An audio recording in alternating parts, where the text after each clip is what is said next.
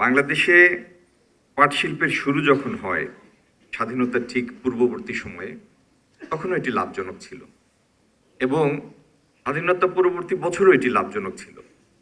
কিন্তু তারপর থেকে পাট শিল্পের ইতিহাস বাংলাদেশে একটা স্টোরি টেইলে পরিণত হয়েছে। জাতীয়করণ করার পরে প্রথমবার যখন জাতীয়করণ করা হয় পাট শিল্পকে, এরপরে যখন বিরাষ্ট্রীয়করণ করা হয়, এই লোকসানের স্টিগমা থেকে আমরা আর বের হয়ে আসতে পারিনি। অথচ এই পাট শিল্প শুধু বাংলাদেশের ঐতিহ্য না, বাংলাদেশের একটা বহির্বিশ্বের কাছে বাংলাদেশের একটা প্রতীক হিসাবে পাট শিল্প দাঁড়িয়ে আছে। আমাদের এই আজকের দিনে 44-45 বিলিয়নের রপ্তানির মধ্যে পাট শিল্পের অবদান মাত্র 800 মিলিয়ন। 1 বিলিয়ন না, 800 মিলিয়ন। তার মানে আমাদের মোট রপ্তানি আয়ের প্রায় 50 ভাগের 1 ভাগ হচ্ছে পাট শিল্প, যেটির সাথে বেশ কয়েক লক্ষ লোক জড়িত। আমাদের এই নবনির্বাচিত সরকার, তার প্রধানমন্ত্রী আমাকে দায়িত্ব দিয়েছেন, আমাকে এবং আমার সহকর্মীকে, এই পাট শিল্পের হারানো ঐতিহ্য ফিরিয়ে আনার গুরুদায়িত্ব আমাদের হাতে ন্যস্ত করেছেন। ইনশাল্লাহ তার এই বিশ্বাসের মর্যাদা রাখার জন্য আমরা আপ্রাণ চেষ্টা করব। কয়েকটি প্রতিবন্ধকতার মধ্যে একটি প্রতিবন্ধকতা হলো পাট বীজের অপর্যাপ্ততা এবং এত বছরের এত দীর্ঘ ঐতিহ্যে লালিত এই শিল্পে এখনো পাট বীজের জন্য আমরা নির্ভরশীল অন্য একটি দেশের কাছে, প্রতিদ্বন্দ্বী একটি দেশের কাছে, ব্যবসার ক্ষেত্রে প্রতিদ্বন্দ্বী। আগামী দিনে আমাদের একটি প্রধানতম লক্ষ্য হবে ইনশাল্লাহ এই পাট বীজে আমরা স্বয়ংসম্পূর্ণতা অর্জন করব। আর দ্বিতীয়ত, আমি আপনাদেরকে এই ফাইলটি দেখাচ্ছি। এটি কিন্তু পাটের তৈরি, উপরের আবরণটি পাটের তৈরি।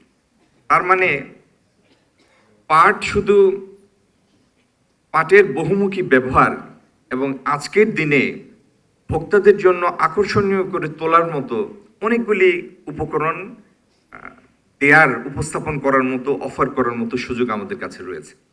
আগামী দিনে আমরা যে কাজটি করব, বিশ্ব বাণিজ্যিক যে প্ল্যাটফর্মগুলি, লেনদেনের যে প্ল্যাটফর্মগুলি, যেমন অ্যামাজন, ইবে, আলিবাবা ইত্যাদিতে যাতে আমাদের এখানকার ক্ষুদ্র ক্ষুদ্র প্রস্তুতকারকরাও, উৎপাদকরাও জড়িত হতে পারেন, তাদের পণ্য বিশ্বের বাজারে অফার করতে পারেন, সেই সুযোগটি আমরা তৈরি করব আগামী দিনে।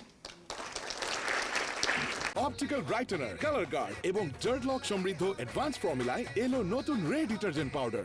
আর দ্বিতীয়ত, পাট চাষিদের কাছ থেকে মধ্যস্বত্বভোগী হয়ে যখন মিলের কাছে পৌঁছায়, অনেক সময় দেখা যায় যে এই মূল্য আর তাদের উৎপাদন খরচের সাথে আর তারা তাল মেলাতে পারেন না। আগামী দিনে আমাদের লক্ষ্য হবে এখান থেকে যতটুকু সম্ভব মধ্যস্বত্বভোগীদের দৌরাত্ম্য সরিয়ে যেন চাষিরাও ন্যায্য মূল্য পান, লাভজনক মূল্য পান, কিন্তু পাটকলও যেন একটি সাশ্রয়ী মূল্যে তার উপকরণ কিনতে পারে, সেটির জন্য একটি কার্যকর সাপ্লাই চেইন, ভ্যালু চেইন তৈরি করা। আর পৃথিবীর কোনো দেশেই 14-15% সুদে ব্যবসা করা সম্ভব না। এটি একটি ইম্পেডিমেন্ট, প্রতিবন্ধকতা। আমরা আগামী দিনে এটিও আমাদের একটা অগ্রাধিকার থাকবে, যেন যারা উৎপাদক তারা যেন সাশ্রয়ী কস্ট অফ ফান্ড পান এবং সেইভাবে তাদের উৎপাদনকে তারা ফ্যাক্টর করতে পারেন, বাইরের দেশের সাথে প্রতিযোগিতায় সক্ষমতা অর্জন করতে পারেন। আরেকটি জিনিস আমি সবার দৃষ্টি আকর্ষণ করব, আমাদের এই দেশের জনসংখ্যা 18 কোটির উপরে, কেউ কেউ বলেন 20 কোটি। পৃথিবীর আর মোটে 60টা দেশ আছে যারা আমাদের থেকে বেশি জনসংখ্যার অধিকারী।